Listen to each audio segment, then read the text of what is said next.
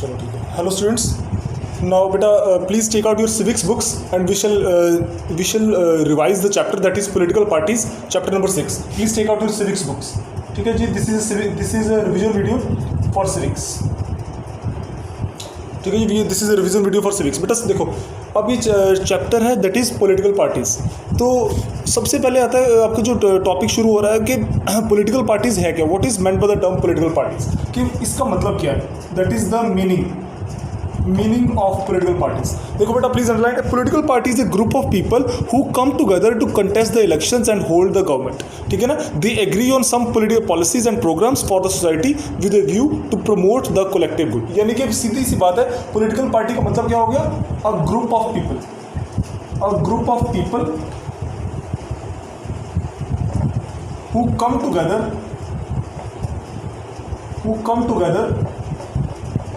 to contest elections.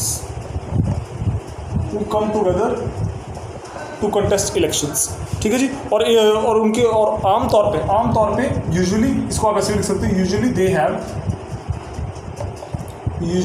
They have similar types of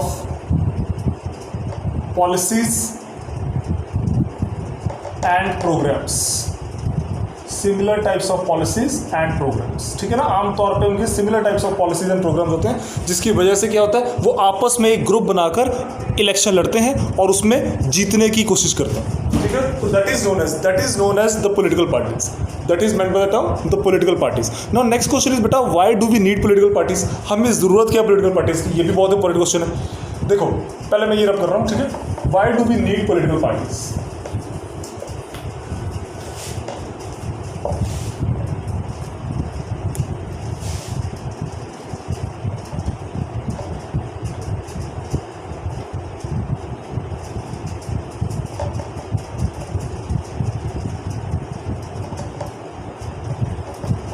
Y do we need political parties. देखो हमें political parties की ज़रूरत क्या है. हमें पॉलिटिकल पार्टीज़ की ज़रूरत इसलिए कि अगर पॉलिटिकल पार्टी होगी ही नहीं तो फिर इलेक्शन कौन लड़ेगा, और अगर इलेक्शन नहीं लड़ेगा कोई, तो फिर कोई नेता चुनकर कैसे आएगा और हमारे लिए काम कैसे करेगा.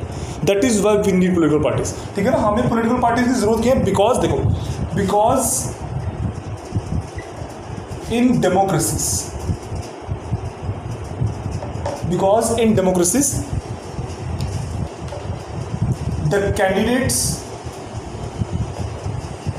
candidates are selected to contest elections by the political parties.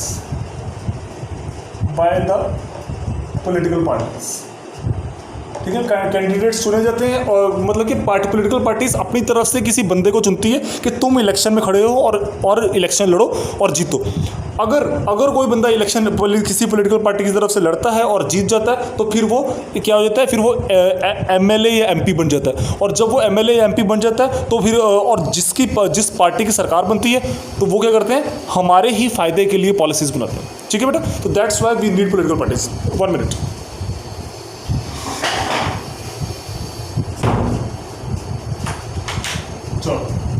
ठीक है. तो इसीलिए वो हमारे फ़ायदे के लिए पॉलिटिकल पार्टीज़ जो है हमारे फ़ायदे के लिए काम करती है, बिकॉज उनमें जो इलेक्शन का लड़के जो कैंडिडेट्स जीत कर आते हैं वो आगे वो हमारे लिए काम करते हैं. तो that's why we need political parties. Because अगर इफ देयर आर, ये भी लिख लो अगर लिखना तो,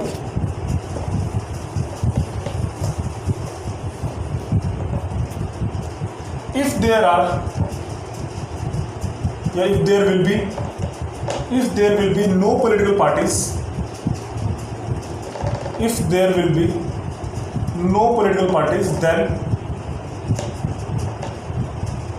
who will contest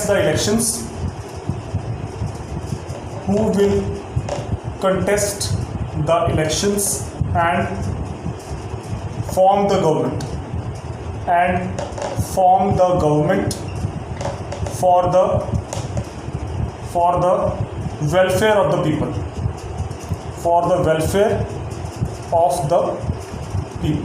तो इसीलिए we need political parties. Political parties हैं तभी तो इलेक्शन हो रहे हैं, और इलेक्शन हो रहे हैं तभी कोई जीत के आ रहा है, और कोई जीत के आ रहा है तभी वो हमारे फायदे के लिए, हमारे लिए काम भी कर रहे हैं। तो that's why we need political parties. ठीक है जी, चलो नेक्स्ट ये कार्टून देखो मेरा पेज नंबर 73 के ऊपर। इसमें कार्टून में क्या बना हुआ है कि एक जो व्यक्ति है वो अखबार पढ़ रहा है, उसमें लिखा हुआ है the nation is in peril, जो राष्ट्र है वो संकट में है, और बंदा कह रहा है कि देखो where have all our leaders gone at this time. वो भी हमारे सारे नेता कहाँ चले गए हैं, देश पर तो इतना संकट आया हुआ है, सारे नेता कहाँ चले गए। और ऊपर जो नेता खड़े हैं स्टेज पे वो अपने भाषणों में बिजी है, कोई भाषण दे रहा है, कोई मंदिर के मुद्दे भाषण दे रहा है, कोई कास्ट में भाषण दे रहा है, कोई किसी चीज़ में भाषण दे रहा है, किसी को देश की पड़ी ही नहीं है। तो इसका मतलब क्या है कि जो कॉमन मैन है वो लोगों के, वो पॉलिटिकल पार्टीज के नेताओं के इस बिहेवियर से बड़ा परेशान है, because they are busy in their own propaganda and they are ignoring the issues in front of the country. ठीक है ना, तो इसीलिए आम आदमी कह रहा है कि हमारे नेता सारे कहाँ चले गए हैं, देश इतना मुसीबत में, और ये लोग अपने कामों में, फालतू के कामों में बिजी, देश की परवाही नहीं किसी। ठीक है, तो ये शो कर रहा है। नेक्स्ट टॉपिक आ रहा बेटा, व्हाट इज पार्टीसनशिप। ठीक है, पार्टीसनशिप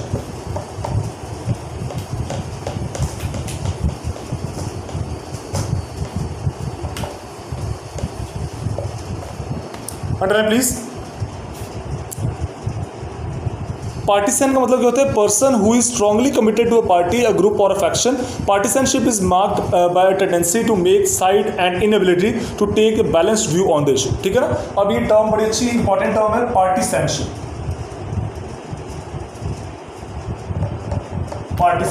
पार्टीसनशिप का मतलब क्या होता है, अपनी पार्टी की साइड लेना हर हाल में। वे आपकी पार्टी का जो इशू है ना, जो आपकी पार्टी का जो भी, जिस मुद्दे पर भी आपकी पार्टी जो है वो काम कर रही है, जिन पॉलिसीज़ पर भी चल रही है, उन पॉलिसीज़ को सपोर्ट करना हर हाल में। ठीक है ना, मतलब कि अगर इसको ईजी लैंग्वेज में आपने लिखना हो, to support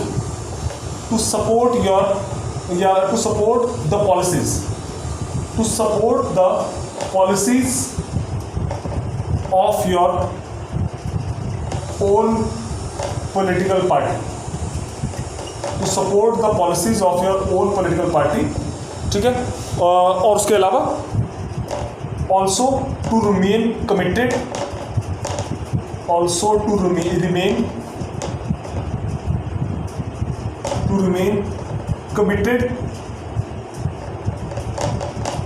to the party at any cost and any time। अगर बिल्कुल कॉमन लैंग्वेज में करना हो तो ये इसकी डेफिनेशन बन सकती है कि हर हाल में अपनी पार्टीज़ की पॉलिसीज़ को सपोर्ट करना और अपनी पार्टी के साथ जुड़े रहना हर हाल में, चाहे कैसा भी समय हो, चाहे कैसी भी प्रॉब्लम हो, पार्टी के साथ जुड़े रहना, पार्टी के साथ ना छोड़ना, that is known as your partisanship. ठीक है, और अपनी पार्टी की पॉलिसीज़ को सपोर्ट करना हर हाल में। नेक्स्ट बेटा, what are the functions of political parties, very important question. अच्छा, एक और क्वेश्चन है, what are the major components of political party. Major components कौन से हैं, हमने पहले भी वीडियो में पढ़ा था, the leaders, the active members and the followers. ठीक है ना, ये तीनों जो है आपके क्या है, ये तीनों the major components of political party.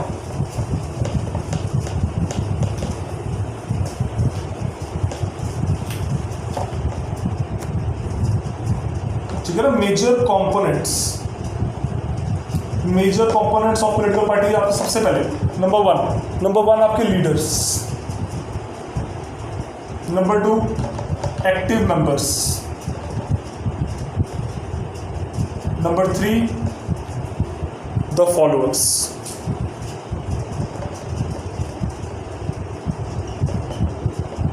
ठीक है जी, ये आपके सारे क्या है, आपके the major components of political parties. सबसे इंपॉर्टेंट चीज़ आपके लीडर्स, आपकी पार्टी में जो लीडर्स हैं वो आपकी पार्टी का सबसे इंपॉर्टेंट हिस्सा है, बिकॉज लीडर्स होंगे तभी तो पार्टी को कोई लीड करने वाला, पार्टी को कोई चलाने वाला होगा। अगर कोई लीडर ही नहीं है तो पार्टी को लीड कौन करेगा, पार्टी को चलाएगा कौन, तो फिर पार्टी को गाइडेंस कहाँ से मिलेगी। तो इसीलिए सबसे पहले आपके पास पार्टी में लीडर्स होने चाहिए जो आपकी पार्टी को पॉलिसीज बना सके पार्टी के लिए और पार्टी को गाइडेंस दे सके। That is why the major first important major component is leaders. Next number 2 active members. Active members में मतलब जो आपकी पार्टी के साथ जुड़े रहते हैं, आपकी पार्टी का घर घर जाकर प्रचार करते हैं। आपकी पार्टी, आपने चाहे नई पार्टी बनाई चाहे आपकी पुरानी पार्टी है, आपकी पार्टी के एक्टिव मेंबर्स आपकी पार्टी की जो पॉलिसीज़ हैं उसको घर घर तक, गांव गांव तक, शहरों शहरों तक पहुंचाने का काम करते हैं। Those are your active members, ठीक है, ताकि आपने जो पॉलिसीज़ बनाई हैं, जो भी आपकी पार्टी पॉलिसीज़ फॉलो करती है, वो लोगों तक भी प्रॉपरली पहुंच सके, चाहे वो टीवी के माध्यम से पहुंच रही है, अखबारों से पहुंच रही है, लोगों के घर घर जाकर बता रहे हो आप, ठीक है, आप वो पोस्टर्स चिपका रहे हो, कुछ भी कर रहे हो, मतलब कि अपनी पार्टी की पॉलिसीज़ को हर घर तक पॉपुलैरिटी करना। तो दैट इज़ योर, वो किसके द्वारा किया जाता है? एक्टिव मेंबर्स के द्वारा, ठीक है। लीडर्स हर घर में नहीं जाते, वो सिर्फ कहीं स्टेजेस पर जाकर भाषण नहीं देते, घर घर तक पहुंचने का, गांव गांव, गलियों गलियों, शहरों शहरों तक पहुंचने का काम कौन करता है? Active members. तो ये जो चीज़ है, ये active members, these are also very very important part of your political party. Leaders तो इंपॉर्टेंट कंपोनेंट है ही है, साथ साथ आपके एक्टिव मेंबर्स भी उतना ही इंपॉर्टेंट कंपोनेंट है, क्योंकि पार्टी की पॉलिसीज़ को, प्रोग्राम्स को घर घर तक पहुंचाने का काम ये लोग करते हैं, एक्टिव मेंबर्स, ठीक है। Next number 3, the followers. आपकी पार्टी के जो फॉलोअर्स हैं, जो हर हाल में आपकी पार्टी को वोट डालते हैं, चाहे आपकी पार्टी मतलब कि ज़्यादा जीत रही है तब भी आपकी पार्टी को वोट डालेंगे, आपकी पार्टी ज़्यादा नहीं भी जीत पा रही है, कई जगहों पे हार रही है, तब भी वो अपनी पार्टी को ही वोट डालेंगे। वो दूसरों के, ये नहीं कि आज मैं इस पार्टी को वोट डाल रहा हूँ, कल मैं उसको डाल रहा हूँ, कल मैं परसों उसको डाल रहा हूँ। वो फॉलोअर्स जो हैं कौन? जो हर हाल में आपकी पार्टी को फॉलो करते हैं, आपकी पार्टी को, आपकी पार्टी के कैंडिडेट को ही वोट देकर जिताने का काम करते हैं। तो इसी और इन्हीं के दम पे, इन्हीं फॉलोअर्स के दम पर ही कोई पार्टी इलेक्शन लड़ती है और जीतती है। अगर देखो ना, अगर सपोज मैंने अपनी कोई पॉलिटिकल पार्टी बनाई है, तो मुझे फॉलो करने वाले या मेरी पार्टी को वोट डालने वाले लोग ही नहीं है, तो फिर ये क्या कर लेंगे और ये क्या कर लेंगे? इसीलिए मुझे इनकी भी उतनी ज़रूरत है, जो मेरे पार्टी के लोगों को वोट डालकर उनको इलेक्शन में जिताएं और मेरे लोगों को या मुझे MP और MLA बनाकर पार्लियामेंट में भेजें, तभी तो मैं इन सब के लिए काम करूँगा। तो इसीलिए the followers are also very very important component of the political party, क्योंकि ये वोट देने का काम करते हैं, ये वोट देने का काम करते हैं किनको? लीडर्स को। इनकी वजह से लीडर्स इलेक्शन जीतते हैं और चुने जाते हैं। तो that's why these are also very very important component of the political parties. तो ये तीनों, these 3 are the very very important components of any political party, ठीक है, whether it is state party और it is a national party. Clear? Next बेटा, what are the functions of political party?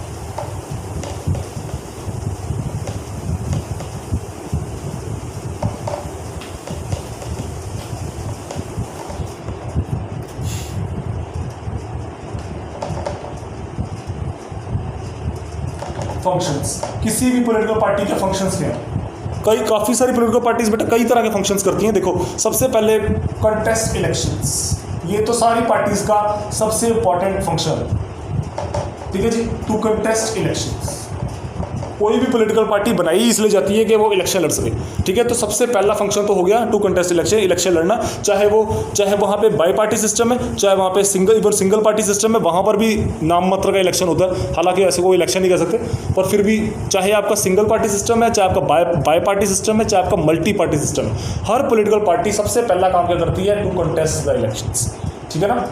जैसे कि China जैसे country है, वहाँ पर भी नाम कहने के लिए एक ही सिस्टम है सिर्फ, और तो वो नाम मात्र के इलेक्शन वहाँ पे भी होते हैं, कम्युनिस्ट पार्टी ऑफ चाइना, तो इसीलिए वो भी इलेक्शन लड़ती है। नेक्स्ट, अमेरिका जैसे कंट्री है, वहाँ पर क्या है? बाई पार्टी सिस्टम, 2 पार्टीज़ हैं, दोनों इलेक्शन लड़ती हैं। इंडिया में क्या है? मल्टी पार्टी सिस्टम, ढेर सारी पार्टीज़ है, सारी की सारी इलेक्शन लड़ती हैं। तो पहला काम हर पॉलिटिकल पार्टी का क्या है? To contest elections. Next, number 2,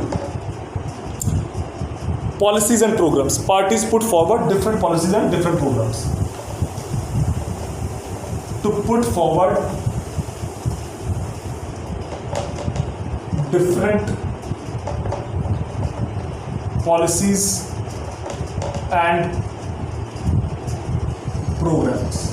सभी तरह के अलग अलग सभी पॉलिटिकल पार्टीज जब इलेक्शन आने वाले होते हैं, अपनी पॉलिसीज़ और प्रोग्राम्स को लोगों के सामने रखती हैं कि अगर मैं और हमारे लोग इलेक्शन जीते तो हम ये काम करेंगे, ठीक है, आप हमें वोट दो, we will do this for you, we will do that for you. तो these type of policies and programmes are put forward by all the political parties, ठीक है, before the elections. That's why ये भी एक important function है of the political parties. Next,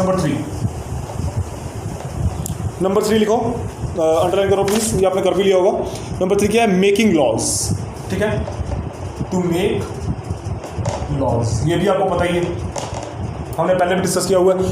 to make laws मतलब कि जो कोई पॉलिटिकल पार्टी जीत कर आ गई, जैसे अब बीजेपी इलेक्शन में जीत कर आई है, तो इलेक्शन में जब जीत कर आ गई, उसने अपनी गवर्नमेंट बना ली, सरकार बना ली, तो अब वो क्या काम कर रही है? अलग अलग कानून बनाने का काम कर रही है। ठीक है ना, टू मेक लॉज। जैसे अभी या कोई पुराना कानून है तो उसको हटाने का काम कर रही है, जैसे हमने अभी आर्टिकल 370 रिमूव कर दिया था, ठीक है, तो पुराना कानून था उसको हटाने का काम कर रही है, या नए कानून बनाने का काम कर रही है। जैसे अभी हमने जो न्यू एजुकेशन पॉलिसी बनाई है अपने स्टूडेंट्स के लिए, ठीक है, तो ये सारे क्या है, नए कानून। तो मतलब नए कानून बनाना, और कोई कानून पुराना हो चुका है तो उसको रिमूव करना, तो ये काम भी कौन करती है, पॉलिटिकल पार्टी। लेकिन ये काम सिर्फ तब कर सकती है वो जब वो इलेक्शन में जीत कर आ जाए। जो पार्टी इलेक्शन में जीतकर सरकार बनाएगी वही ये काम करेगी। अब जैसे कांग्रेस है, कांग्रेस की सरकार नहीं है, कांग्रेस तो अपोजिशन में है, तो कांग्रेस कोई लॉ नहीं बना सकती, ना ही कोई लॉ को रिमूव कर सकती, ठीक है ना। किसी भी पार्टी को इलेक्शन जीतकर आना पड़ेगा, कोई भी पार्टी इलेक्शन जीतकर आएगी तभी वो लॉ बना सकती है और लॉ को तोड़ सकती है, मतलब कि लॉ बना सकती है और पुराने लॉज को रिमूव कर सकती है, ठीक है। तो ये काम भी पॉलिटिकल पार्टीज करती हैं। This is also very important function of the political parties. Next number 4, run parties form and run the government, ठीक है। ये तो पता ही है आपको, to form and run the government, ठीक है। ये बहुत ही इंपॉर्टेंट काम है पार्टी का, to form and run the government. कोई पार्टी जीत कर आ गई है तो वो सरकार बनाएगी और सरकार को चलाएगी, ठीक है ना। ये काम इसीलिए इलेक्शन लड़ रही हूँ वो, ताकि हम सरकार में और सरकार में बनाकर इलेक्शन लड़ सकें, वरना इलेक्शन लड़ने का फ़ायदा क्या, ठीक है ना। तो इलेक्शन इसीलिए लड़ती हैं ताकि they can form and run the government, और जब वो गवर्नमेंट रन करेंगी तो वो लॉज भी बनाएंगी, ठीक है। Next number 5, role of opposition, ठीक है। मैं ये रब कर रहा हूँ बेटा।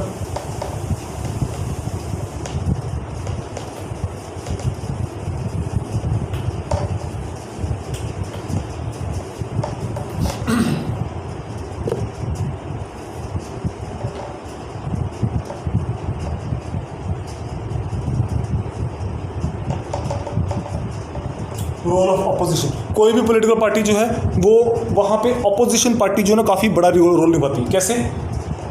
अपोजिशन पार्टी है ना, the opposition parties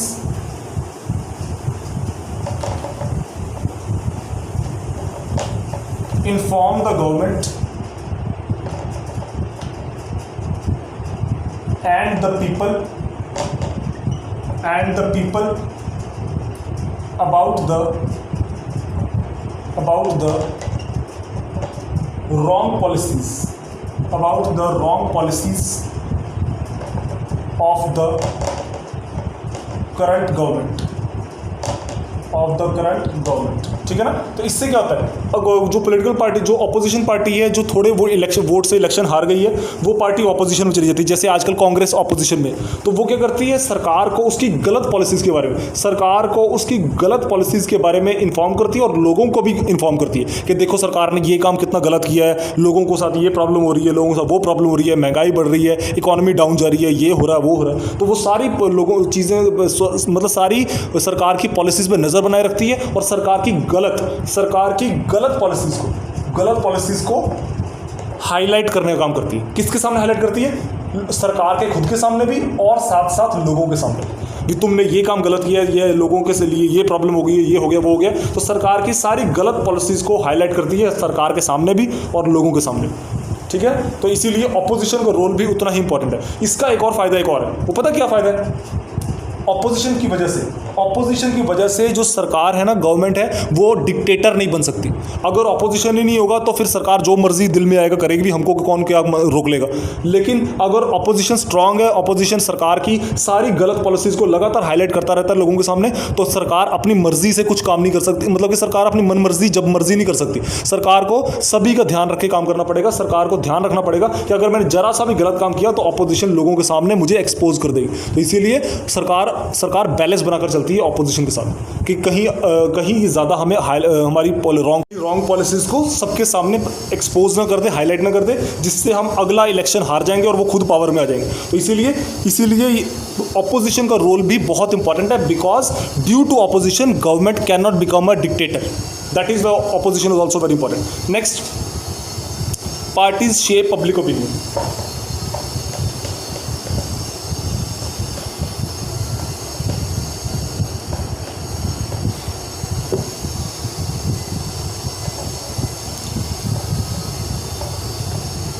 Parties shape public opinion। जो पॉलिटिकल पार्टीज़ हैं लोगों के पब्लिक ओपिनियन को अपने फेवर में, पब्लिक ओपिनियन क्या होता है, लोगों का जो सपोर्ट है उसको बोलते हैं पब्लिक ओपिनियन, कि मैं इस पार्टी को सपोर्ट करता हूँ, मैं उस पार्टी को सपोर्ट करता हूँ, तो वो क्या हमारा पब्लिक ओपिनियन। तो पार्टीज़ जो है ना लोगों के पब्लिक ओपिनियन को शेप देने का काम करती है। जैसे मान लो बीजेपी को पता है कि यूपी बिहार के लोग ज़्यादा जो हैं ये समाजवादी पार्टी को ज़्यादा सपोर्ट करते हैं, मतलब कि समाजवादी पार्टी का पब्लिक के लिए पब्लिक ओपिनियन ज़्यादा है यूपी बिहार में। तो बीजेपी क्या करेगी, आप वहाँ के लोगों को भाषण दे देकर, वहाँ के लोगों को अलग अलग तरीक़ों से अपनी पॉलिसी से इम्प्रेस कर करके पब्लिक ओपिनियन को अपने फेवर में करने की कोशिश करेगी कि वहाँ के देखो, अगर आप हमारी सरकार को अभी भी जिता रहे हो बहुत अच्छी बात है, आगे भी जिताओ, हम आपके लिए ये करेंगे, हम आपके लिए वो करेंगे, हमने आपके लिए पहले भी ये किया है, वो किया है, ये करेंगे, वो करेंगे। तो उससे क्या होता है, पॉलिटिकल पार्टीज ना पब्लिक ओपिनियन को लोगों के फेवर को अपने फेवर में करने की कोशिश करती है, कि उनकी हमेशा यही कोशिश होती है कि जो पार्टी जिस एरिया में भी किसी दूसरी पार्टी के फेवर में लोग हैं उनको अपने फेवर में कर देना। तो that is why all the political parties, सभी पॉलिटिकल पार्टीज पब्लिक ओपिनियन को अपने फेवर में करने की कोशिश करती हैं। Next, parties provide people access to the government machinery and welfare schemes.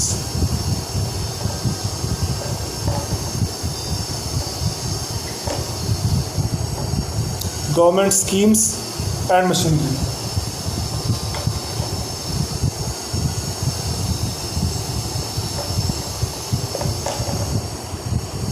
Government schemes and machinery's access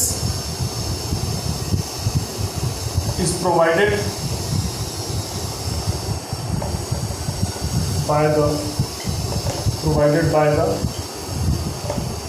political parties। ठीक है, गवर्नमेंट की जो अलग अलग स्कीम्स हैं, जो मशीनरी है, उसको पॉलिटिकल पार्टीज जो है एक्सेस उपलब्ध कराती है। मतलब कि सरकार की जो अलग अलग, जैसे मान लो गवर्नमेंट हेलीकॉप्टर्स हैं, गवर्नमेंट हेलीकॉप्टर्स, अब नेताओं को इधर उधर ट्रांसपोर्ट करना है, इधर उधर शिफ्ट कहीं जाना है, रैली करने, भाषण देने, तो सरकारी हेलीकॉप्टर्स का इस्तेमाल कर सकते हैं। ठीक है, अब वो जैसे इलेक्शंस के दौरान क्या होता है, कई सारी पॉलिटिकल पार्टीज जो हैं वो गवर्नमेंट मशीनरी का इस्तेमाल करती हैं, यानी कि सरकार के हेलीकॉप्टर्स का, सरकारी जीपों का, सरकारी बसों का, सरकारी ट्रेन्स का। ठीक है, ताकि अपने फॉलोअर्स को पहुंचा सकें एक जगह से दूसरी जगह, अपने नेताओं को पहुंचा सकें एक जगह दूसरी जगह। तो जो पॉलिटिकल पार्टीज़ है गवर्नमेंट की स्कीम्स, अलग अलग स्कीम्स और गवर्नमेंट की जो मशीनरी है, इन सबका एक्सेस उपलब्ध करवाती है अपने लोगों को भी, कॉमन पीपल को भी और अपने लीडर्स को। ठीक है, तो बेटा ये थे आपके the functions of political parties. Next है नेसेसिटीज़, ये आप लोग जरूर देख लेना, ये भी सिंपल इसके साथ मिलता जुलता ही है।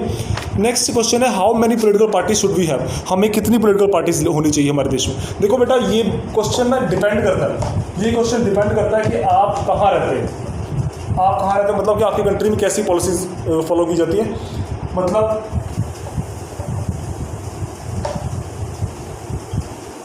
हाउ मैनी पॉलिटिकल पार्टीज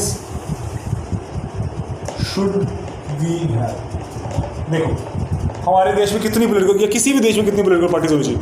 देखो अगर तो आपका कंट्री कम्युनिज्म को, अगर तो आपका कंट्री चाइना की तरह कम्युनिज्म को फॉलो करता है, ठीक है, या आपकी कंट्री में डिक्टेटरशिप है, कम्युनिज्म और डिक्टेटरशिप,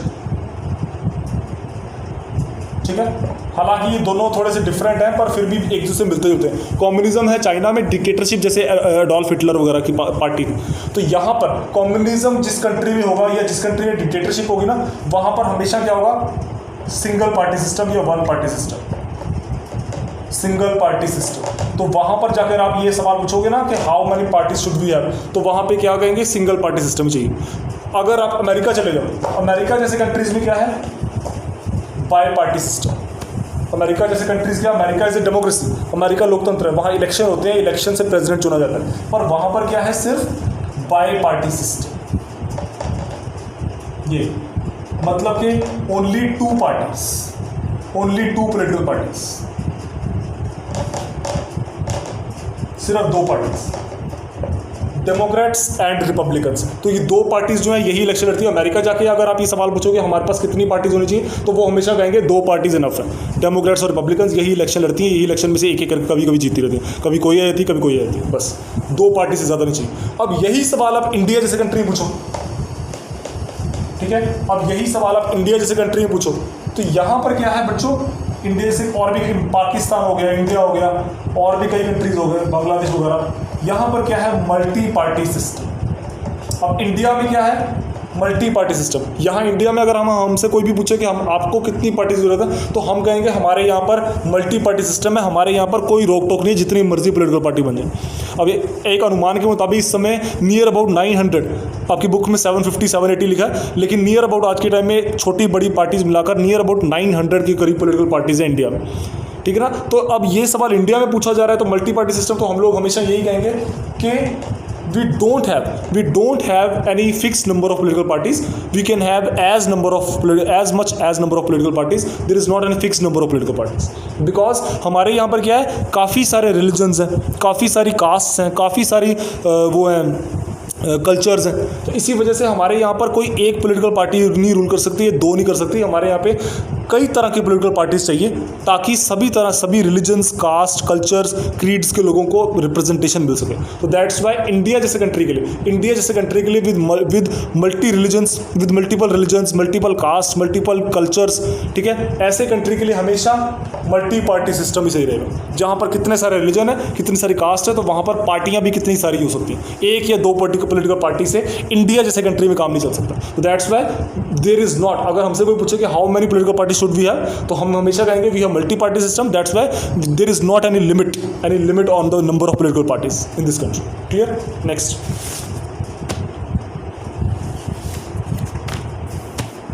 नेक्स्ट है बेटा national parties and state parties. ये भी इंपॉर्टेंट क्वेश्चन है। एक क्वेश्चन भी मैंने लिखवाया था, distinguish between national political parties and state political parties. ठीक है, पहले टर्म आ रही है आपकी नेशनल,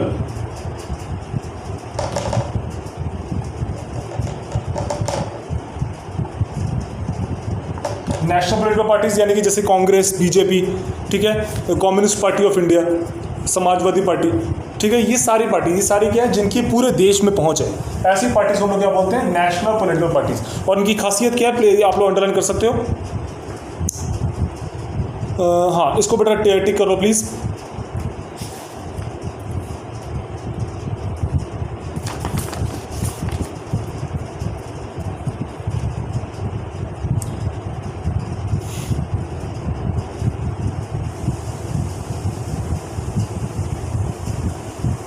हाँ, राइट साइड पर पेज नंबर, कौन सा ये पेज है, 79, पेज नंबर 79 राइट साइड पर। ये शायद मैंने पहले भी आपको टिक करवाया था, टिक कर लो प्लीज़, ठीक है। जैसे हमारे देश की इलेक्शन कमीशन है, नेशनल पॉलिटिकल पार्टी बनने के लिए क्या क्राइटेरिया सेट किया, अंडरलाइन प्लीज, राइट साइड पर। अ party that secures at least 6% of the total votes in elections, ठीक है ना, 6% of the total votes, 6% of the total votes in an election, 6% of the total votes in an election to the legislative assembly, of a state, and wins at least 2 seats is recognized as a state party and political party। ये हो गई आपकी, ये आपकी state party के लिए। हाँ, ये नहीं, इलेक्शन कमीशन का यार, ये तो नेशनल पॉलिटिकल पार्टीज। तो नेशनल पॉलिटिकल पार्टीज बेटा आप राइट साइड पर अंडरलाइन कर सकते हो, ऑन पेज नंबर 79 पर, राइट साइड पर। अ party that secures at least 6% of the total votes, ठीक है, at least 6% of the total votes, 6% of the total votes in Lok Sabha elections or assembly elections, in Lok Sabha elections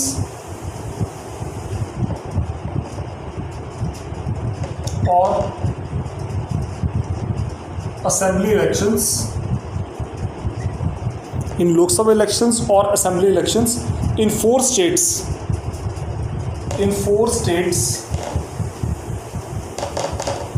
and win at least 4 seats, and win at least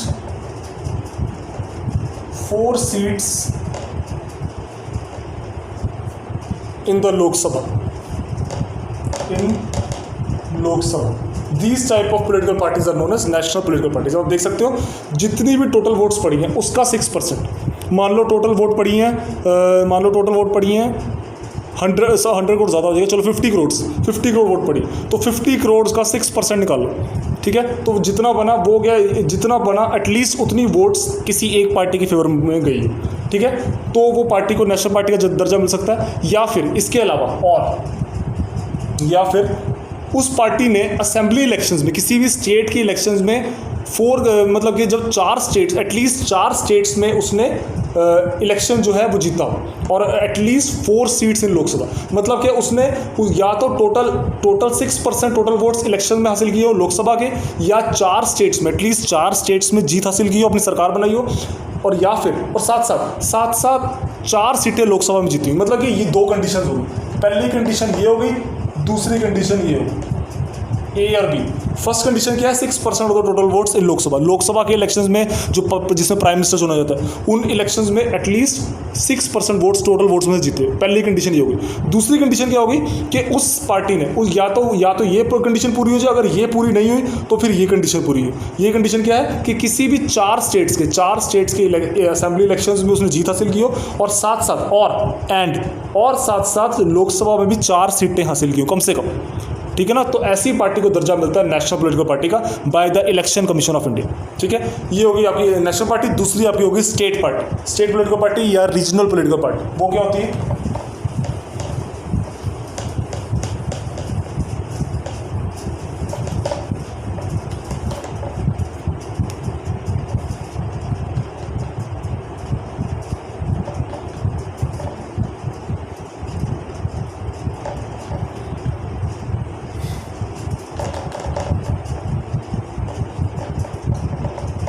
ठीक है। इसके नाम से clear हो रहा है, ऐसी पार्टी जो कुछ स्टेट्स तक लिमिटेड है, पूरे देश में नहीं है। इसका भी आप अंडरलाइन कर सकते हो राइट साइड पर, the party that secures at least 6% of the total votes in elections to the legislative assembly. A party that secures at least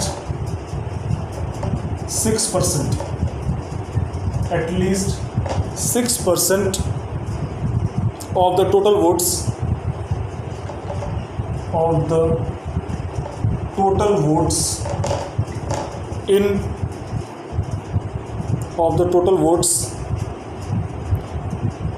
an election to the legislative assembly, in any legislative assembly elections, ठीक है। Total किसी भी legislative assembly election में उसने at least 6% vote हासिल किए हों, ठीक है जी, and wins at least 2 seats is known as recognised party also, and wins at least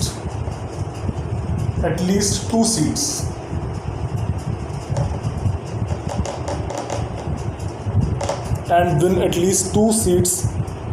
ऐसी पार्टी इज रिकॉग्नाइज्ड एज स्टेट और रीजनल पॉलिटिकल पार्टी। भी किसी भी स्टेट, मान लो किसी भी स्टेट में इलेक्शन हुए, ठीक है, तो उस जैसे मान लो पंजाब में इलेक्शन हुए, तो वहाँ पर उसने पंजाब में जिस पार्टी ने कम से टोटल वोट्स पड़ी हो, टोटल वोट्स का 6% अपने फेवर में डलवाया हो, ठीक है, टोटल वोट्स का 6% अपने फेवर में डलवाया, साथ उसने एटलीस्ट 2 सीटें भी जीती हो पंजाब के अंदर, किसी भी स्टेट के अंदर, तो ऐसी पार्टी को दर्जा दिया जाता है हमारे इलेक्शन कमीशन ऑफ इंडिया के द्वारा स्टेट और रीजनल पॉलिटिकल पार्टी का। इनका एग्जांपल हो सकता है श्रोमणी अकाली दल, ठीक है, आपकी ये राकंपा भी राष्ट्रवादी कांग्रेस पार्टी, ठीक है, एक और पार्टी है, आप देख सकते हो मैप में बनी हुई पार्टी, हाँ, ये बीजू जनता दल, ठीक है, सिक्किम डेमोक्रेटिक फ्रंट, और आपका ये इंडियन नेशनल लोक दल, तेलुगु देशम पार्टी, ये सारी क्या है कुछ स्टेट्स तक सीमित है। तो ऐसी पार्टीज़ को हम लोग बोलते हैं स्टेट और रीजनल पॉलिटिकल पार्टीज़। आगे challenges to political parties, challenges आप देख सकते हो, पहला अंडरलाइन किया हुआ अपने इंटरनल डेमोक्रेसी, पार्टी के अंदर भी इलेक्शन होना चाहिए, ठीक है, पार्टी के जो लीडर्स हैं वो चुने जाने चाहिए, ये नहीं कि आज मेरा बेटा फिर उसका बेटा फिर उसका बेटा फिर उसका बेटा, ऐसे नहीं, पार्टी के अंदर भी इलेक्शन होना चाहिए, ठीक है। उसके अलावा नंबर 2,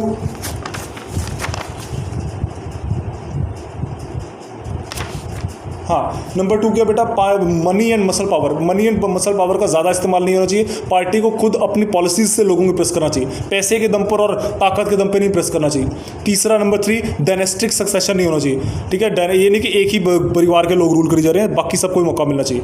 दूसरा, लोगों के पास नंबर 4, मीनिंगफुल चॉइस, लोगों के पास मीनिंगफुल चॉइस होनी चाहिए, ठीक है। ये सारे क्या आपके मीनिंगफुल चॉइस, मतलब लोगों को इलेक्शन में मीनिंगफुल चॉइस होनी चाहिए।